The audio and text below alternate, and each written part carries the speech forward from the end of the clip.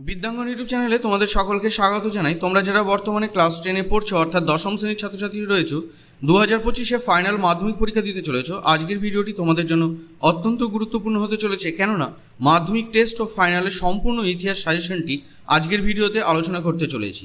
ভিডিওটি প্রথম থেকে শেষ পর্যন্ত দেখো। আশা করি আজকের ভিডিওটি তোমাদের অনেকটাই কাজে আসবে। মূল সাজেশনে যাওয়ার আগে তোমাদের কাছে অনুরোধ রইল, তোমরা যদি চ্যানেলে নতুন হয়ে থাকো তাহলে চ্যানেলটিকে অবশ্যই সাবস্ক্রাইব করে দাও এবং নোটিফিকেশনের বেল আইকনটিকে অন করে দাও এরকম ধরনের নিত্য নতুন নোটস এবং সাজেশন সবার আগে পাওয়ার জন্য।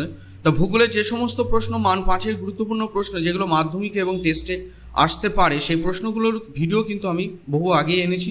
তোমরা যদি না দেখে থাকো তাহলে অবশ্যই প্লেলিস্টে গিয়ে সেই ভিডিওটি দেখে নাও এবং এর পরবর্তী ভিডিওতে আমি বাংলা নিয়ে তোমাদের সাথে আলোচনা করব। তাহলে দেখে নেওয়া যাক যে সমস্ত প্রশ্ন ইতিহাসের অধ্যায় ভিত্তিক আমি তোমাদেরকে দেখিয়ে দিয়েছি। তাহলে প্রথম অধ্যায় ইতিহাসের ধারণা। এই অধ্যায় থেকে মান 1, 2 এবং 4-এর প্রশ্ন পড়তে হবে। কোনো রকম মান 8-এর প্রশ্ন এই অধ্যায় থেকে আসে না। তা মান 2-এর জন্য যে প্রশ্নগুলো আমাদের রেডি করতে হবে সেই প্রশ্নগুলোর এখন তোমাদের বলে দিচ্ছি।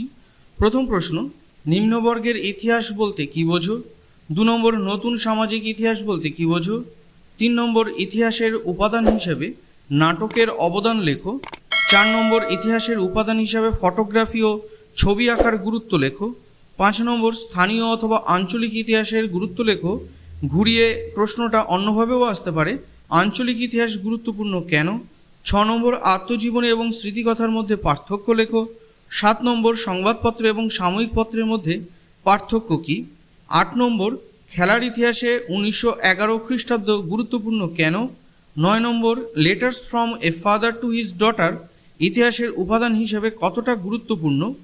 10 নম্বর, ব্রিটিশ সরকার কেন 1898 খ্রিস্টাব্দে সম্প্রকাশ পত্রিকা বন্ধ করে দেয়? 11 নম্বর, অ্যানুয়াল স্কুল কি? 12 নম্বর, ইতিহাসের উপাদান হিসেবে সংবাদপত্রের গুরুত্ব কী? তারপর দেখো 13 নম্বর প্রশ্ন, জীবন স্মৃতি গ্রন্থ থেকে ঠাকুরবাড়ির অন্দরমহলের কোন কোন ছবি পাওয়া যায়?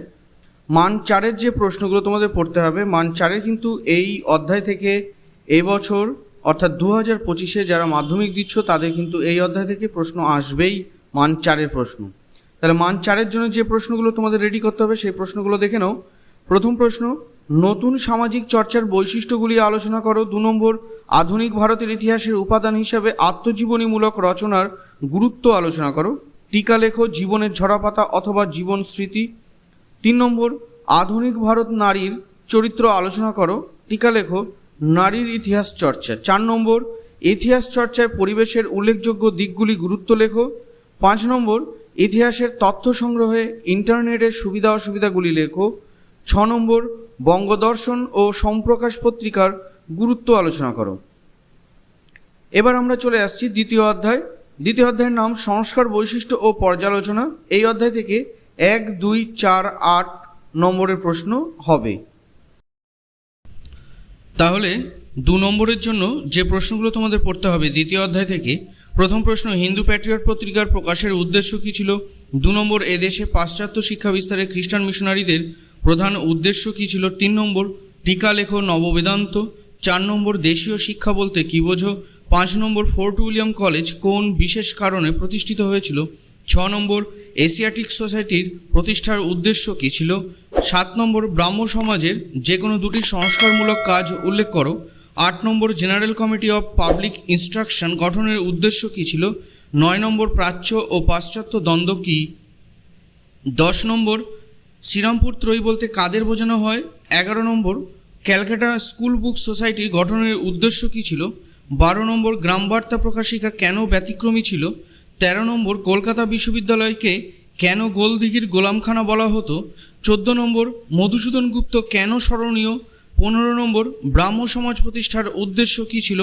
16 নম্বর, নববঙ্গ আন্দোলন ব্যর্থতার কারণ কী? দেখো মান 2-এর জন্য এই প্রশ্নগুলো তোমাদের কিন্তু পড়তে হবে। দেখো মান 2-এর জন্য যে সমস্ত আরও প্রশ্ন পড়তে হবে, 17 নম্বর, 3 আইন কী? 18 নম্বর, ব্রাহ্ম সমাজের বিভাজনের মূল কারণ কী ছিল? 19 নম্বর, লালন ফকির স্মরণীয় কেন? 20 নম্বর, মোহাম্মদ মহসিন বিখ্যাত কেন? মান 4-এর জন্য যে প্রশ্নগুলো তোমরা পড়বে এই অধ্যায় থেকে অর্থাৎ দ্বিতীয় অধ্যায় থেকে, 1 নম্বর, চিকিৎসাবিদ্যা চর্চার ক্ষেত্রে কলকাতা মেডিকেল কলেজের ভূমিকা আলোচনা করো। 2 নম্বর পাশ্চাত্য শিক্ষা বিস্তারে ডেভিড হিয়ারের অবদান লেখো। 3 নম্বর টিকা লেখো রামকৃষ্ণের ধর্ম সমন্বয়। 3 নম্বর হুতুম প্যাঁচার নকশা গ্রন্থ থেকে সমকালীন সমাজ ব্যবস্থার সম্পর্কে লেখো। 4 নম্বর 19 শতকে নারী শিক্ষা বিস্তারে বেথুন সাহেবের ভূমিকা লেখো। 5 নম্বর টিকা লেখো মেকলে মিনিট। 6 নম্বর নীল দর্পণ নাটক থেকে নীলকর সাহেবদের অত্যাচারের স্বরূপ লেখো। মা নাটের দ্বিতীয় অধ্যায় থেকে যে প্রশ্নগুলো তোমাদের পড়তে হবে, একটাই প্রশ্ন তোমরা পড়বে, সেটি হচ্ছে 19 শতকে বাংলায় নববঙ্গীয়দের অবদান আলোচনা করো বা অবদান লেখো। এই প্রশ্নটি খুবই গুরুত্বপূর্ণ। মা নাটের জন্য এই অধ্যায় থেকে এই প্রশ্নটাই পড়বে। তারপরে দেখো তৃতীয় অধ্যায় হচ্ছে প্রতিরোধ ও বিদ্রোহ। এই অধ্যায় থেকে মান 1, 2, 4, 8 নম্বরের প্রশ্ন হবে। মান 4, 8 এই বছর কিন্তু আসবে এই অধ্যায় থেকে। তাও তোমরা 2 নম্বরের প্রশ্নগুলো কিছু প্রশ্ন তোমরা দেখে রাখবে। 1 নম্বর হচ্ছে ঔপনিবেশিক অরণ্য আইন বলতে কী বোঝো। 2 নম্বর হচ্ছে উপনিবেশিকরণ আইনের উদ্দেশ্য কী ছিল। 3 নম্বর দামিনী কোহ কী। 4 নম্বর রানী শিরোমণি বিখ্যাত কেন। 5 নম্বর খুদকাঠি প্রথা কী। 6 নম্বর তারিকি মোহাম্মদিয়া কী। 7 নম্বর বারাসাত বিদ্রোহ কী। 8 নম্বর নিজ আবাদি চাষ ও বেএলাকা চাষ বলতে কী বোঝো। 9 নম্বর পঞ্চম আইন কী। 10 নম্বর দুদুমিয়া স্মরণীয় কেন। 11 নম্বর নীল বিদ্রোহে হরিশ্চন্দ্র মুখোপাধ্যায়ের ভূমিকা কী ছিল। তা তোমরা এই প্রশ্নগুলো রেডি করতে থাকো এখন থেকেই। তাহলে তৃতীয় অধ্যায়ের 12 নম্বর প্রশ্ন, মুন্ডা বিদ্রোহের প্রধান লক্ষ্য কী ছিল। 13 নম্বর ওয়াহাবি আন্দোলন কেন ব্যর্থ হয়। 14 নম্বর চুয়ার বিদ্রোহের গুরুত্ব কী ছিল। তাহলে মান 2-এর এই প্রশ্ন তৃতীয় অধ্যায় থেকে পড়তে হবে এবং মান 4-এর কিন্তু এই বছর এই অধ্যায় থেকে আসার সম্ভাবনা প্রবল। তাই মান 4-এর যে প্রশ্নগুলো আমি দিয়েছি সেগুলো কিন্তু অতি গুরুত্ব সহকারে তোমরা পড়বে। এখান থেকে কিন্তু অবশ্যই তোমরা কমন পাবে। প্রথম প্রশ্ন যেটি থাকছে সেটি হচ্ছে টিকা লেখো সন্ন্যাসী বা ফকির বিদ্রোহ। 2 নম্বর হচ্ছে টিকা লেখো ফরাজি আন্দোলন। 3 নম্বর টিকা লেখো মুন্ডা বিদ্রোহ। 4 নম্বর টিকা লেখো কোল বিদ্রোহ। 5 নম্বর চুয়ার বিদ্রোহের কারণ বৈশিষ্ট্য অথবা ফলাফল আলোচনা করো। 6 নম্বর ঔপনিবেশিকরণ আইন উপজাতি বিদ্রোহের জন্য কতটা দায়ী ছিল। 7 নম্বর বাংলায় ওয়াহাবি আন্দোলনের তিতুমিরের ভূমিকা। 8 নম্বর যে প্রশ্নটা পড়বে, নীল বিদ্রোহের সম্পর্কে শিক্ষিত মধ্যবিত্ত বাঙালি সমাজের মনোভাব কেমন ছিল। তাহলে তোমরা 4 নম্বরের জন্য এই কটা প্রশ্ন পড়বে।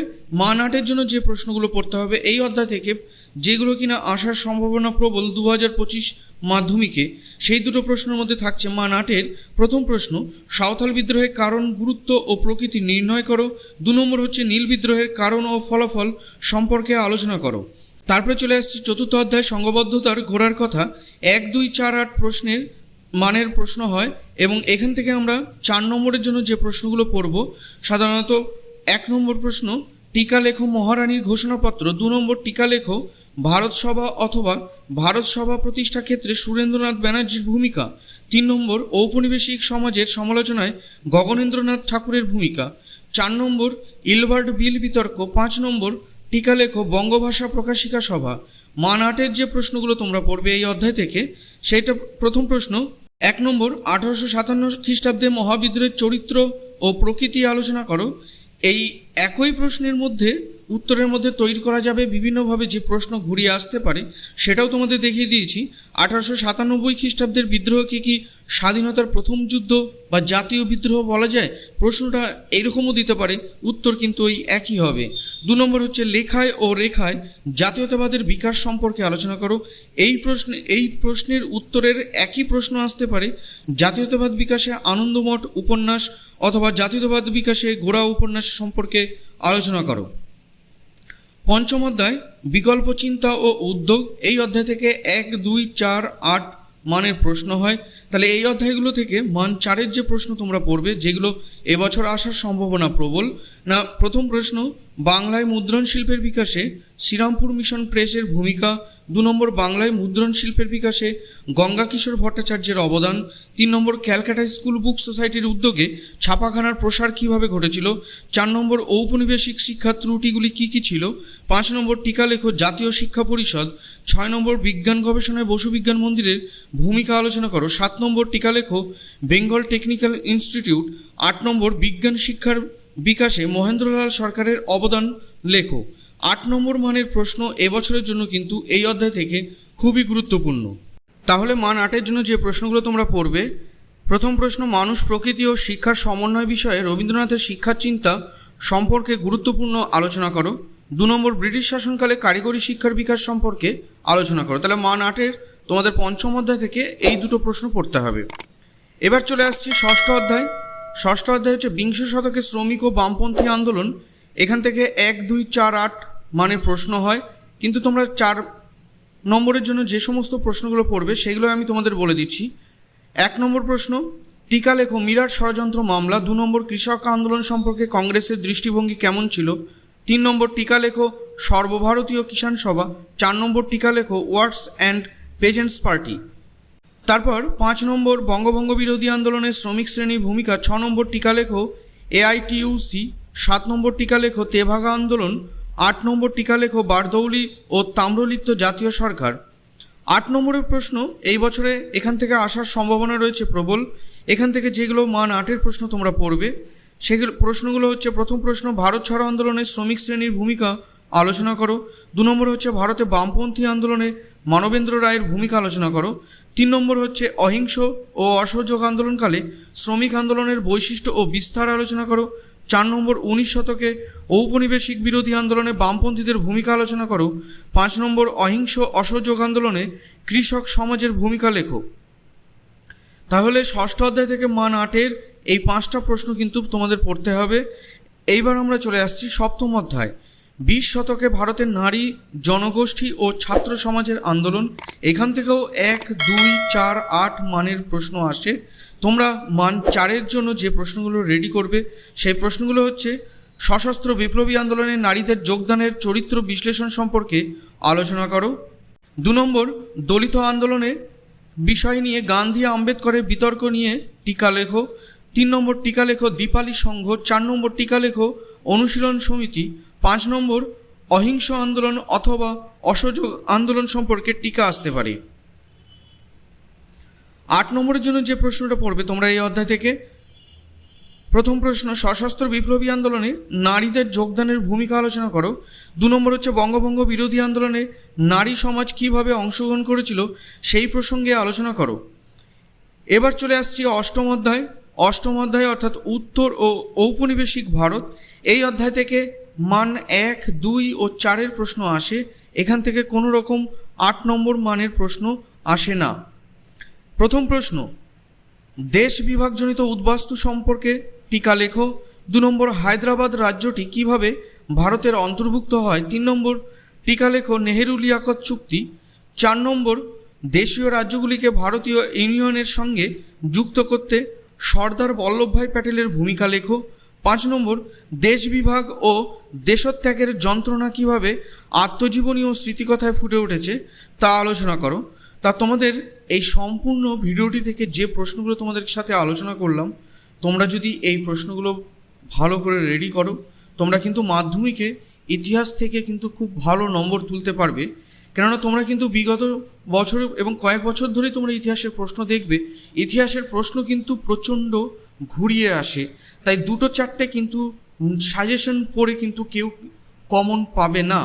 তাহলে এইভাবে যদি তোমরা প্রশ্নগুলো প্রত্যেকটা অধ্যায় ভিত্তিক তোমরা যদি রেডি করো, তাহলে কিন্তু তোমরা ইতিহাস থেকে ভালো নম্বর তুলতে পারবে।